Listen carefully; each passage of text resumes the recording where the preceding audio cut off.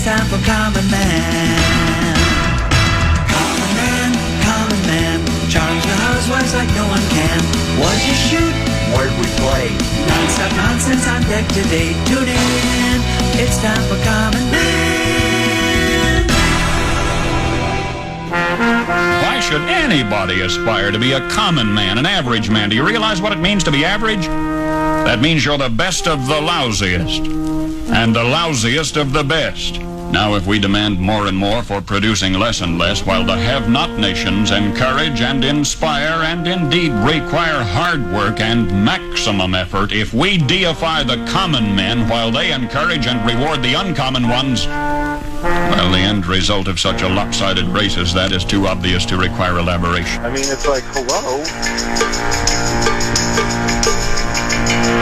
We'll head to Buffalo, play on the road. I think the weather, of course, having spent a lot of time in Minnesota, I understand the weather pattern. Pick up the Calcutta Clipper, swings down, swings up, lakefront influence, and out. I think we'll probably have about 45-degree weather, so it will not be a typical October 31st in Buffalo.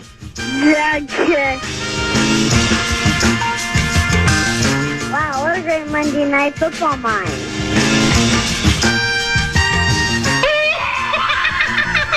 Delicious. What are you doing? We're the state of hockey, and I think that proves it, so... Yes!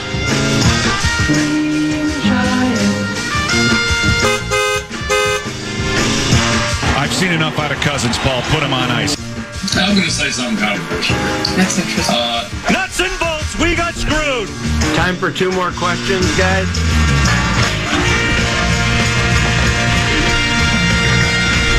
Yeah, but I want to win, and I want to win now.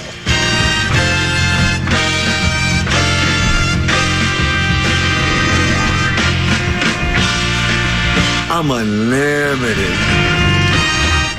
I think we have a very good mix right now. I mean, the morning show does well, comparatively speaking, especially given what it has to go against. Dubers and I have done well, knock on wood, for 4 years. Common and Hartman have done okay. And Barrero is, in my estimation, the primetime player on our station. And cultivating a couple of kids in Sludge and Lake. And, you know, we have the Vikings and maybe some things down the road. So I think we're strong right now. Tuesday night. You say? A whole lot of character. I just want to say, you doubted us, but now we're here. He's the clown from Brown. He's the 4th in the North. This is the Common Man, Dan Cole. Yeah, Doc. What do you got, Doc? I'm Comedy's Tennessee. And, you know, I don't remember Tennessee. Maybe this will jog your memory. I don't remember if it was one.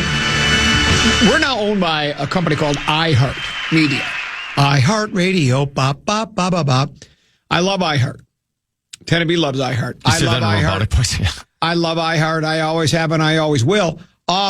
We've had like 9 different names. We were owned. When I first started working here, I don't know if it was Evergreen or...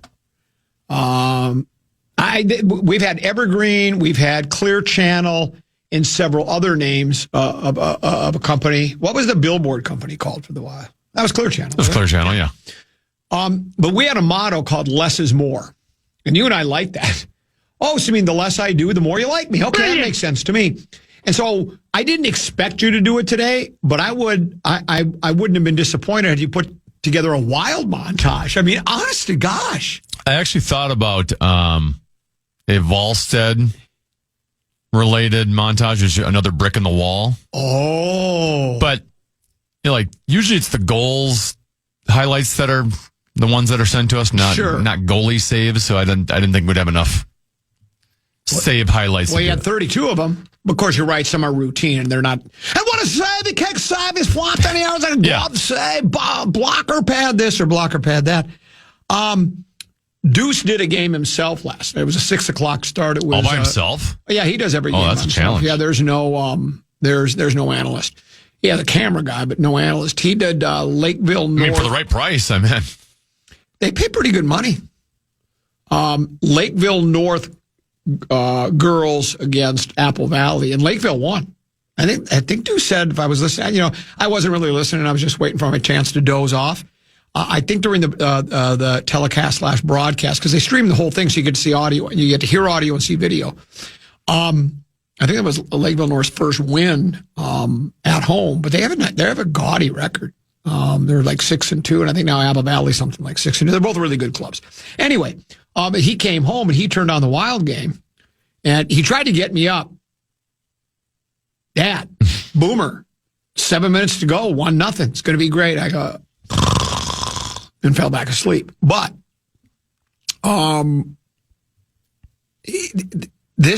Volstead kid, there's a goaltender. We call him the Wall of St. Paul. The Wall of St. Paul. I don't think he's getting as much attention as he probably should, right? Well, he was just named NHL Rookie of the Month. It's about time. Before the game. Because this is what I read about him. Now, this is coming from Fish Wrap Factory West Side. I'm picking through their story today.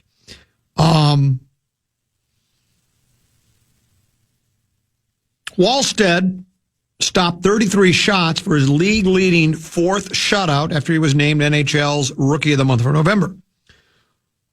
Is it Volstead or Wallstead? It's Volstead. Volstead. And it's Jesper. Volstead is on a 7-game win streak and improved to 8-0-2 overall in his debut season as the Wild's backup goaltender. He's the third rookie goalie in the last 45 years to begin the season with a point streak of at least 10 games.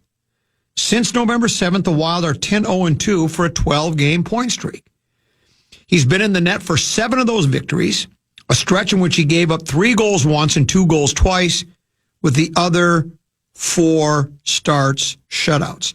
He's the first NHL goalie in more than 61 years, and only the 7th since 1929-1930 to have 5 shutouts by his 10th career win. Volstead, drafted in the first round by the Wild in 2021, picked up his first shutout in his first victory 2 seasons ago. In NHL history, only Evelyn native Frank Brimzik required fewer games than Volstead's 15 to post 5 career shutouts. Brimzik did it 9. So if Frank was still alive, and he's not, I think he passed away in 1998, if you would have said, how about that? 5 shutouts in 15 games, he would have went, do it 9 and get back to me. And then, I've heard the name Brimzik. As a matter of reasonable doubt for reasonable fee. If trophy fee named guys, after him. Yeah, his kid won the Brimzik. So I knew the Brimzik trophy. I had no idea how good Frankie Brimzik was. And Tennessee, let's just say this. I was a goaltender. Frank Brimzik and I have a lot in common. But no, really, we do. Of course, I'm making it about me again. And I don't like to talk about myself. I really don't. Brimzik was born in Eveleth, September 26, 1913. Did you know the town of Eveleth produced, at the time, 4 other hockey players who would play in the NHL? Do you know any of these names? Mike Caracas? No. Sam Lepresti? I've heard that one, I've heard that one. I think I met him, actually. Al Suomi. John Mariucci. He was pretty good. The Mooch. And they named a rink after him. They named the rink after him. They call it the Mooch. Brimzik and Caracas played on the same baseball team in high school. Brimzik first started playing hockey when his brother John, the second-string goalie on the Eveleth High School team, switched to defense, and Frank replaced him in the net. Brimzik found himself spending most of his spare time playing hockey. Here's where Frank and I are alike. This is from his Wikipedia page. It says, unlike most of his friends who wanted to be high-scoring forwards, Brimzik never showed any desire to play any other position than goalie. And that was the same with me. I never wanted to play. Teddy, you probably don't know this is being the go-getter that I am, but I have a lazy streak in me too. Huh? Boot hockey, playing goaltender is way less physically demanding than it is to play forward not even defense close. because you're running on the ice and chasing the ball and you're going and you're going and you're going. So that's why I liked it. But I liked play something about being the last line of defense and being the guy that frustrates the other club. Yeah, you agitate them. Yeah, you just agitate him. You're making saves and you're flopping, and it frustrates the other team and takes them out of their game oftentimes if you're playing well.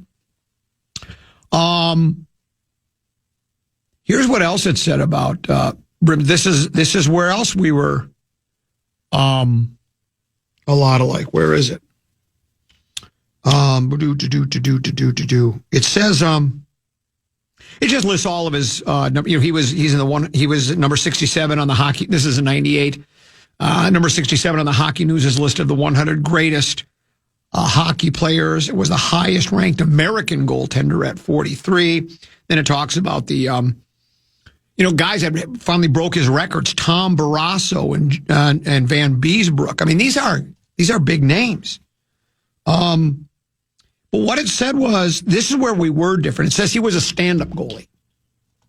And I'm most of them, they all were back then. Yeah, back then. I'm a flopper.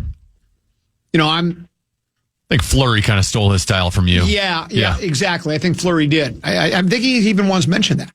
But I had no idea Brimzik. I mean, I knew, the award's named after us. I knew he was a local goalie, Sure. but I had no idea how good he really was. So I got a little bit of a history lesson. And in that, when you are accomplishing things that haven't been done since, in 45 years and haven't been done since like 1929, 1930,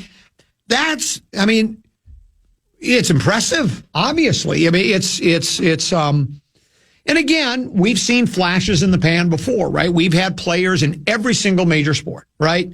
Have great stretches, whether it's a game, a week, a month, a year, a couple of years, and maybe fade off. So we don't know for sure where this goes from here. But looks very promising. It looks very, very promising. Now, I also read that despite the fact that they have Connor McDavid is overrated and Draisaitl, that Edmonton isn't really great right now, right? They're just okay. I mean, those two guys are really good, but offense is usually not the problem, though. Yeah, right. Yeah. Okay. Right. And so, and I'm not trying to take anything away from the victory, but still. They held Connor McDavid to one shot on goal. Yeah, so it's not just Wallstead. Right. It was a great defensive performance. I did see the goal, by the way. I was up for the goal, and, there was only one, and that was a one-timer by Brodin. And so, was that a power play goal? I don't believe so. It was just off a face-off. But yeah, it was, it's impressive. Kirill Kaprizov's first year here, a year into it, I said, he's already the best player in franchise history. Oh, dang it. Happened again. Yeah, Marian Gaborik was always our best player, and it wasn't ever close. Right. And after a year, I go, Kirill Kaprizov's better than Marian Gaborik. I'm already getting to that point with Wallstead. Now, above average. Goaltending is such a mental, psychological position where this can change. So I need to get more time. But right now, to me, he looks like the best goalie we've ever had. One other thing about the Wall that I'm not sure if we're alike or not. Maybe because you pay closer attention. Anytime I played goalie and one of my teammates had the puck behind the other team's net, I would always yell, wrap around, wrap around. I would yell. Does the Wall yell wrap around when he's in that same situation? Does he say it in Swedish? And then does he say it in What Swedish? is wrap around in Swedish? I don't know. Because I always yell wrap around, because that's my favorite goal in hockey, is the wrap around. And I always, you know what? I can love talking hockey. I wish Gorg was on, so two great goaltenders like Gorg and I could talk goaltending. Because I think I've told you before, the other part about goaltending, when you're really feeling good, when you're feeling it, you intentionally make the guy that's going to shoot think he's got an opening either on the left or the right, up high or up low, and he sees it, and then you just go, like, let's say it's glove side up high, and you're edging over to the right. He's leaving the left upper corner open. Then all of a sudden, you just go, bunk, grab the puck, and just kind of show him like that. Just there, wrap around. I miss Boot. Closed circuit. to the Clowns. That was the name of our team. Because one of the guys on our team wore clown's hair when he played. Remember the Clowns? We just terrorized. I always loved that one. We'll take a break. We'll come back. Is it what I'm thinking? I think Rock Talk next. Rock Talk. And what is going to be part of Rock Talk? None Rock other Rank. than Rock Rank. Rock Rank. All of that and more, including Mark Rosen, just before 2 o'clock right here on The Fan.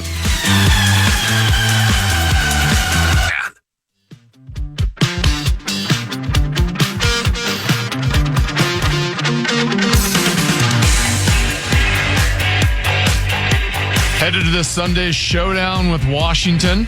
Swing by the plaza outside U.S. Bank Stadium and ask our street team how you can score Papa Murphy's game day meal deals for a year. Details at KFAN.com. Keyword calendar.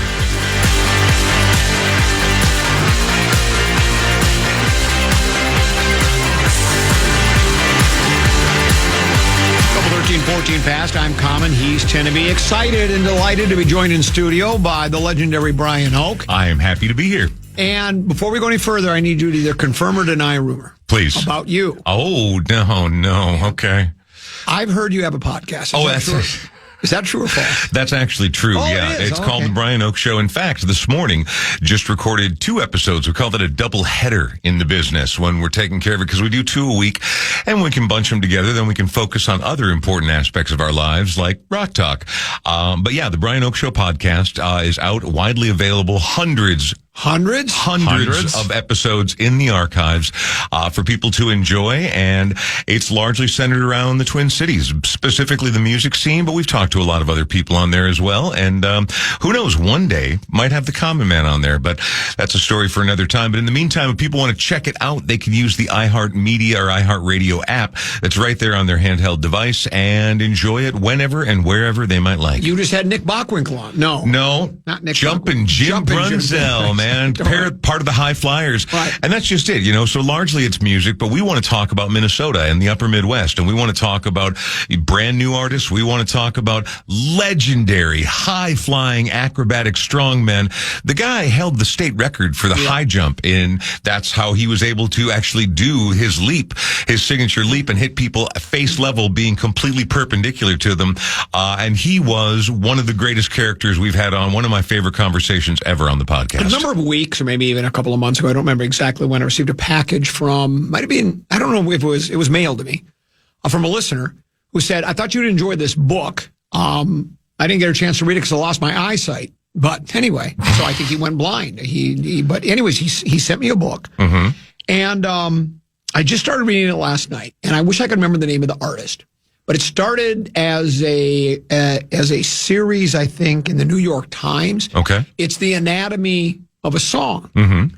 45 songs, starting with Good Lottie, Miss Claudie, all the way up to, the last song in it is Losing My Religion by R.E.M. By R.E.M. and everything in between. Just and there's a couple of countries and there's some R&B and some this, but it's just, and then it has little snippets of interviews they did with either the artist that did it, maybe the songwriter, the producer, and such. It's a fascinating. I'll pass it along to you when I'm done with it. It's really good. I've read like about 4 or 5 songs so far because each song it's not. It's certainly not a difficult read, and it's like it's just about 3 or 4 pages, but it's really good. But it's I just love the idea where they talk about how they come up with the idea for a song, where they met, get this musician to do this. So far, it's been a lot of the Motown stuff, Berry Gordy and such, and and the backstories are fascinating, and all that connective tissue of how it all comes together, and exactly how many moving parts there are to hear your favorite toe tapper on the radio. There are a couple of current podcasts that do exactly that. My favorite one's called Song Exploder, where they basically go in and sometimes they break it down track by track. They always have interesting backstory. If they can get anybody for interviews, they'll do it, but they completely dissect a given song over the course of an episode of the podcast, and it's endlessly fascinating to me. So for people who are interested in all of to see how the sausage is made, that stuff is out there, and I look forward to reading the book because I love that stuff. 2025 is about to come to a close, I'm told. It is. And do you know who was the most streamed artist this year? I know what Apple picked as their number one song, but I don't know the most stream. Are we talking worldwide or just in the U.S.? Because I think it's going to be a different answer. But just for 2025, boy, if it's not at the top of the list, it's absolutely in the conversation. That would be pick any of the songs by Huntrix from K-pop Demon Hunters. Could be Bad Bunny. It's Bad Bunny. It is Bad Bunny. Dethroned Taylor Swift. Yeah, well, I mean, again, for people who are like, why would you have that guy? He doesn't even sing in English. Why? He's the biggest pop star on planet Earth right now. And so from the NFL, from the very first time we talked about it, I think it's a masterstroke, not only for tapping into what people are listening to and cultivating the younger end of the demo, but clearly the NFL is hell-bent on making this a worldwide, effort, and that this is a beautiful step towards doing that. So, yeah, no, I'm not surprised. Bad Bunny is that big. Followed by Swift, The Weeknd. Really? Still? Drake and Billie Eilish in that order. Drake, when is that going to stop? For the last 2 years, Swift has commanded the top spot globally, claiming it in 2023 and holding it for 2024, having dethroned Bad Bunny. He held the coveted title for 3 years in a row beginning in 2020. He's now back on top. In the U.S., that must have been worldwide. In the U.S., the most streamed artist list looks somewhat similar. Who's there? There? Spell it. There. What's the next word? It says there, Swift leads. Oh, there, meaning on that particular list. You know what the names of groups now? Weekend Without Me. I thought maybe there was a group called. There's an artist named Her. What's that? There's an artist named Her. Yeah. Also an artist named Him. Yeah.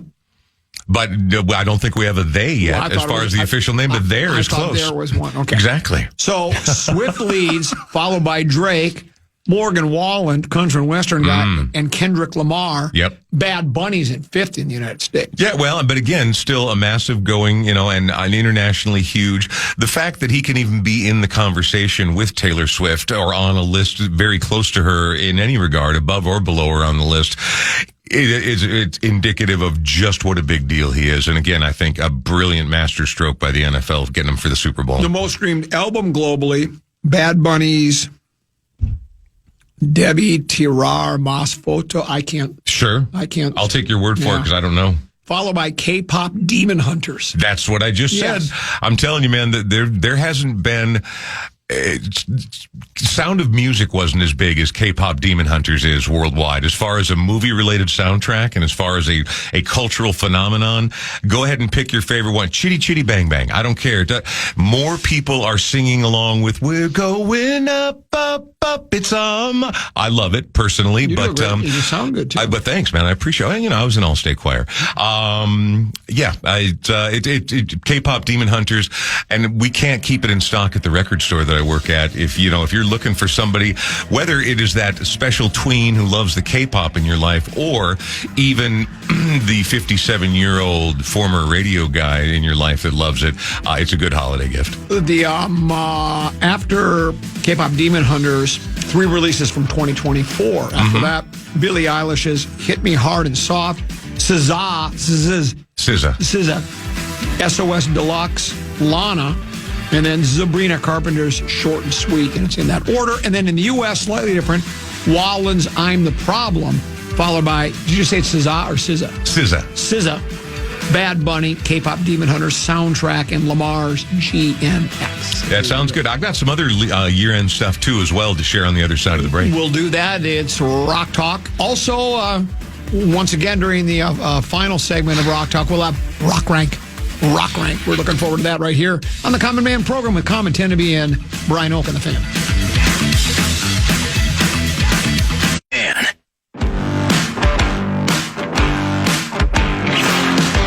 The party starts tomorrow. Join our own Max Fuller for a Michelob Ultra Wolves watch party at B52 Burgers and Brew in Lakeville. Stop by from 7 to 9 p.m. to enjoy food and drink specials and register to win prizes like an Anthony Edwards jersey. Details at KFAN.com, keyword calendar.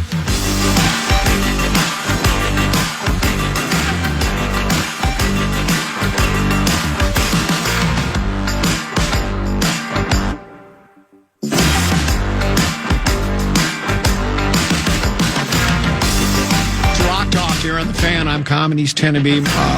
Brian Oak is here. Hello. Rosen will join us just before 2 o'clock, not for Rock Talk, for Sports Talk. So you have said you have some other, tis the season. It's always the end of the year. There's always lists. Well, Best and of this, working best of 30 that. years in radio, it's always responsible if you're a tastemaker or a music head or whatever. And whatever you're into, films, books, whatever, people always love to put their best of year-end list together, right? And now we live in an advanced age of conveyor belts and bubble cars, so you don't even have to do it for yourself. Spotify will do it for you. For people who are regular Spotify listeners, they already know about Spotify Wrapped. But really in the last 3-4 years, this has become a huge social media event and it just started, I think it went live today, where Spotify will compile everything you listen to for the entire year. They can break it down by any metric you've got, genres, singer-songwriters, hard rock stuff, everything. What did I listen to in the summer as opposed to the winter, whatever. You can break it down however you like, but it'll tell you how many times, who your most favorite artists are, all that kind of stuff. And this is the time of year where people, if you are on social media actively and you have music fans in your life, this is the time of the year that they will talk to you about, what it is that they're into. And it's a little performative because, well, like all of us, right? Like I like cool music, I think, and I want other people to know just how cool my music is and how committed I am. So there's a little bit of a performative aspect to it of people showing out a little bit. But if it's about music, I'm all for it because there's not a style or genre of music that I hate. And I often find that when I take the time to listen and pay attention to what people who have different music tastes are talking about, that I learn something and I grow. Maybe it's not going to flip my mind and I'm going to suddenly love bro country, but getting perspective is always a good thing and learning about things. So if you haven't seen them yet, prepare to see them on the regular. And if you don't know how to post your Wrapped, trust me, they'll tell you everything you need to know at Spotify. Well, what's interesting is I love me some Spotify and I love me some iHeartRadio app and YouTube stuff because the videos with YouTube, right? Yep. So I play a lot of YouTube stuff because I like watching some of the videos. So I think they do what you're talking about with Spotify because all of a sudden it told me the song I listened to the most. Oh yeah, all year. Mm-hmm. You're not gonna. You know what song I listen to more than any song? It's called "Baby Bye Bye" by Gary Morris. Baby Bye Bye. Do you know who Gary Morris is? Even I got nothing. Gary Morris was he went country. He went, and this was that more than any other song. More than any other song. I listened to that song over and over and over again. Pull it up, Tennessee, and play a little bit of it. What's his name? His name is Gary Morris. All right, he went number one. He also did a duet with Crystal Gale. He was a country guy back in the 80s. He was actually he worked opera as well. His voice is so spectacular. I fell in love with the guy. His voice. There's a song called Baby Bye Bye that went number one, and we played it at the radio station. And I'd forgotten all about the song, and it came up, and I've probably played it, well, I'd say hundreds of times. Wow. Well, I mean, Spotify will tell you exactly how many times. It's not even in the system, is it, Tennessee? There's 4 Gary Morris songs, but none of them are "Baby Bye Bye." Oh, how about the wind beneath my wings? That's on there. Yeah, that was. But didn't Lasso the Moon? Yeah, didn't Wind Beneath My Wings. Didn't also Bette Midler, I think, did that as well. Yeah, it's a good song. Exactly. And a young Gary Morris, when he's got the real curly, bushy hair and the heavy beard, he's got kind of a Peter Dinklage thing going on. I don't know who Peter Dinklage is. Oh, you'd know. Did you ever watch Game of Thrones? Here it is right here. This is the song I listen to. This time, you just made a little mailbox money for Gary Morris 4 days before his 77th birthday. He'll be turning 77 on December 7th. Very good. Yeah, happy birthday, Gary Morris. And great song. And you know what? Here's the thing is like sometimes I'll listen to the other good thing about these best of year-end lists and who listened to what. Nobody can know everything about music. I try to pay attention. Right. I try to stay up to date, but there's just no way.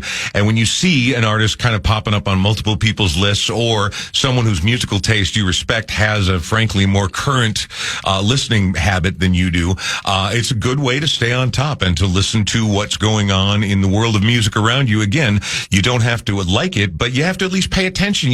If you want to be part of popular culture, you got to at least pay attention. Yes, you do. That's my feeling. We talked. Did you have some lists, like you say? Well, not a list. I don't have any lists actually up, Okay. but what I did have was some information. I don't want to fast forward the holidays. I love this time of year. I love holiday music. Both the podcasts I recorded today, chock full of holiday music. In fact, they were talking about upcoming holiday specials and shows here in town.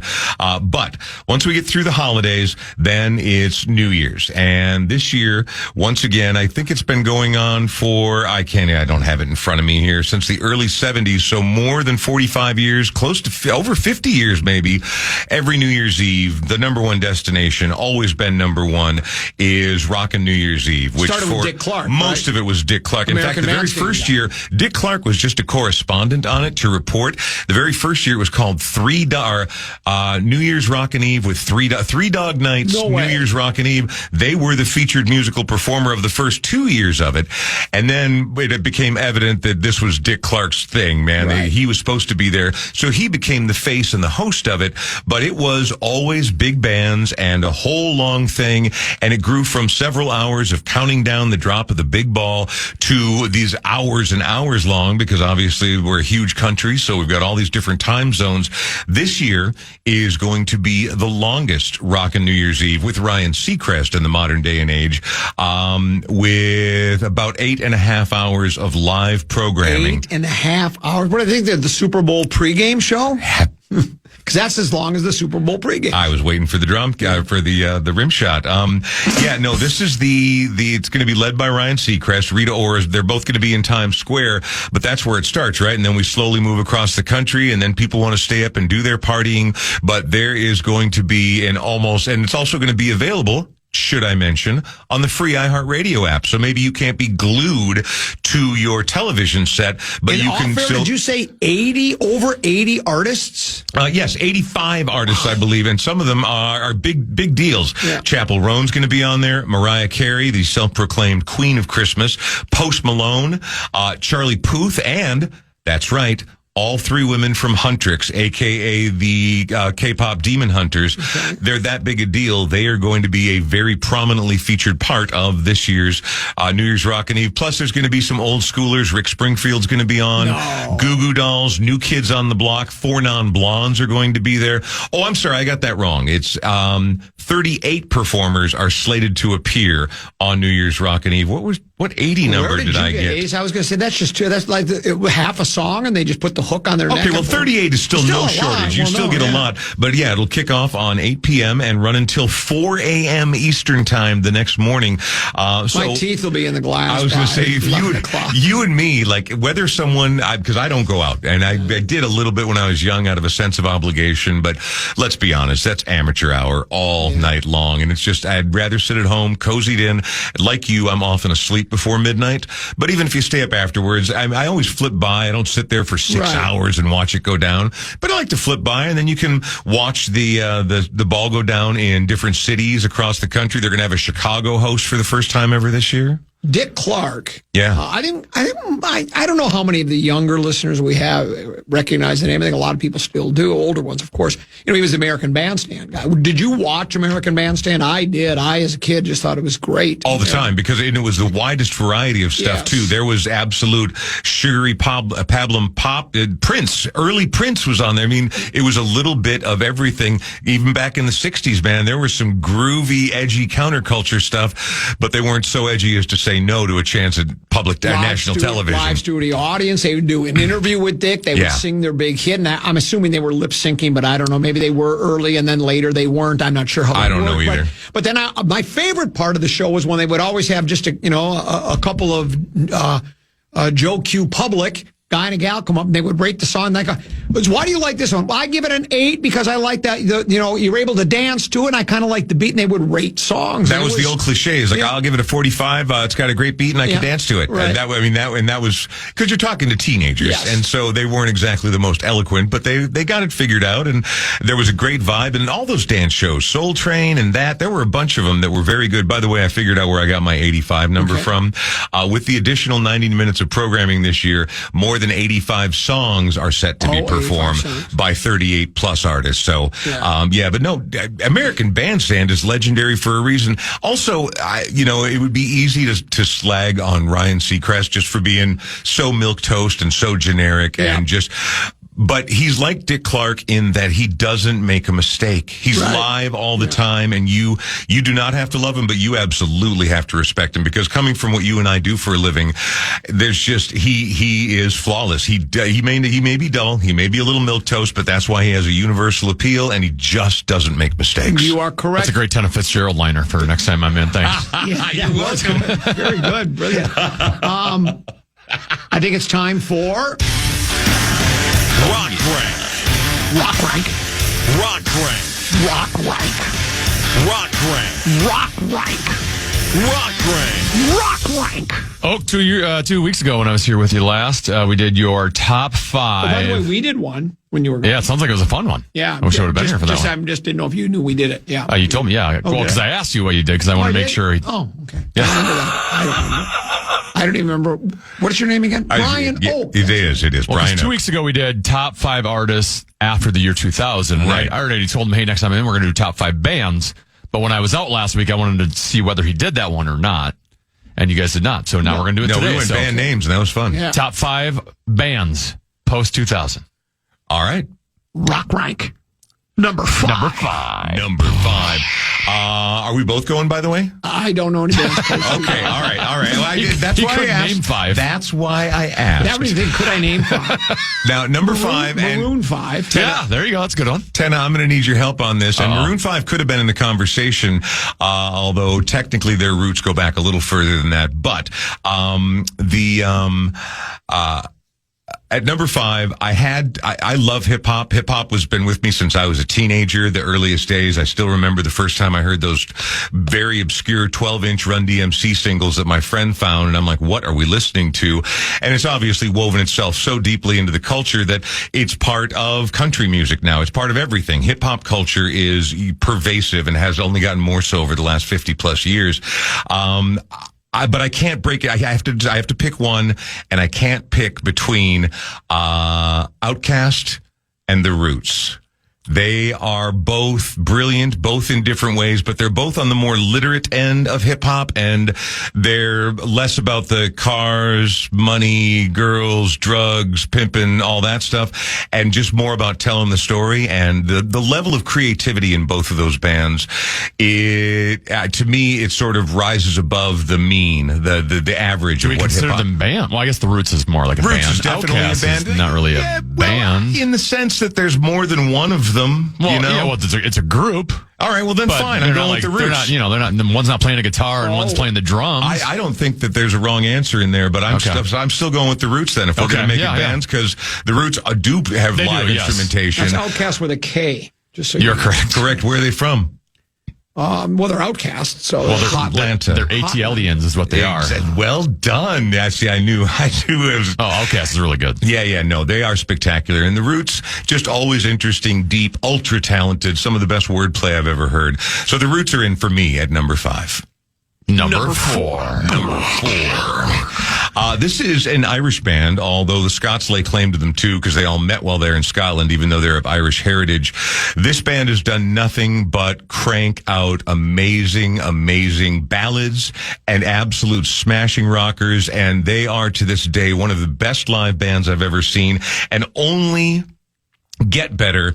Every show I've seen was better than the one that came before it. You know their music. They've had tons of hits in America, way more over in Europe where they're from. You're talking U2? I'm not.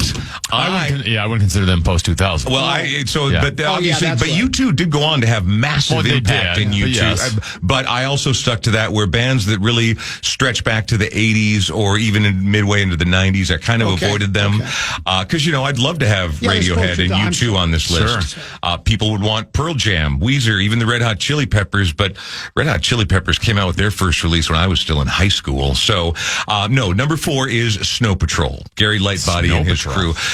Just it was going to be Coldplay, but I've decided that for me personally, Snow Patrol is as good a basic music, just like, they're not edgy, they're not hip hop, but they are beautiful, they are poignant, they are emotive, and they just write songs that resonate in my head. They're like a Dire Straits for me. They're that important to me in terms of songwriting and what they put out. Snow Patrol at number 4. Number 3. Number 3 is another British outfit. The main guy behind them was a band that was huge in the Britpop scene in the 90s, and he is a tireless creative type. And You're not talking Dave Clark 5. I'm not talking Dave, because again, 2000s. Yeah. Having a wild weekend with the Dave Clark 5. No, although I'm not a terrible band at all. No, really. No, this one, though, went on to sound nothing like the bands that came before it, and this band incorporates elements of electronic, of hip-hop, of straight-ahead rock and roll, dreamy, weird, psychedelic, surreal, very beat-driven. I just love everything about them, and they're not even a real band. They're cartoons. They're a cartoon band. My third favorite band of the 2000s is Gorillaz. Interesting. Gorilla. That's interesting. That's interesting. Yeah, no, I know that. See, I'm expecting some blank looks, but I mean, Gorillaz have an incredible body of work, and they don't ever put out the same record twice. Are you familiar with Magilla Gorilla? I am familiar. Yes, I am. Of course I am. With the little hound doggy guy that had the little straw hat was his buddy, right? I remember. I just want to know. Hong Kong Phooey, number 1 super guy. Sure, I know all the guys. That's number 3 for me is Gorillaz. Number 2. Gorillaz at 3. Number 2. Number 2, the frontman, this band's no longer around, but the former frontman of this band just performed when the Kiddies played on Thanksgiving Day, Jack White. He had a couple other bands like Goober and the Peas and such. What was the name of that?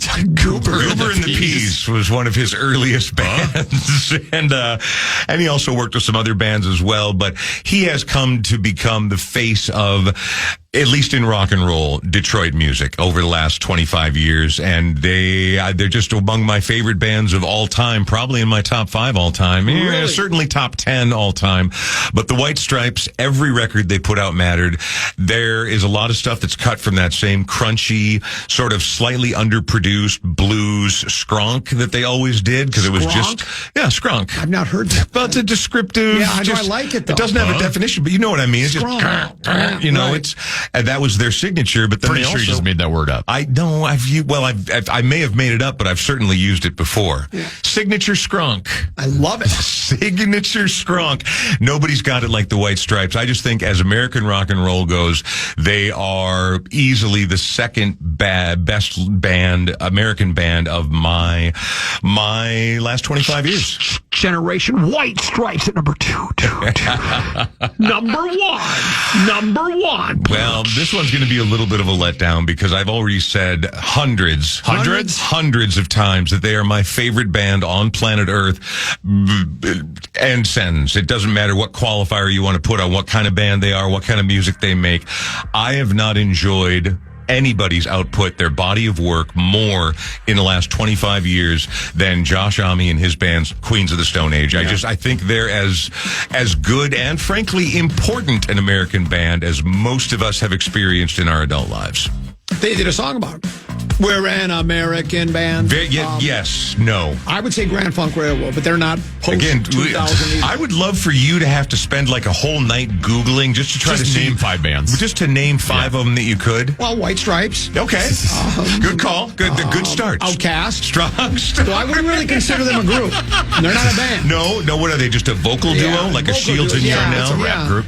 And then where are we at on Shields and Yarnell? They're big. They are big. Well, and they are big. They're festival headliners. Well, I know I have to listen to them because you brought them up 13, 14 times. But there are so many bands, Linkin Park. There are tons of other bands that could have been on this list, but these are just my personal favorites because Ten has told me again and again, we want your favorites, and that's what you got. Where do we find your podcast? Oh, it's easy to find. All 536 episodes are available by going to the podcast section of the iHeartRadio app, which if you don't have, you could have in moments, and you should have, because everything is available, up to and including podcasts of this very show right here. You are correct. Thanks so much for coming in again. We'll see you next week. All right. That's Brian Oak. We'll take a short break, come back, and Mark Rosen joins us next year on The Fan.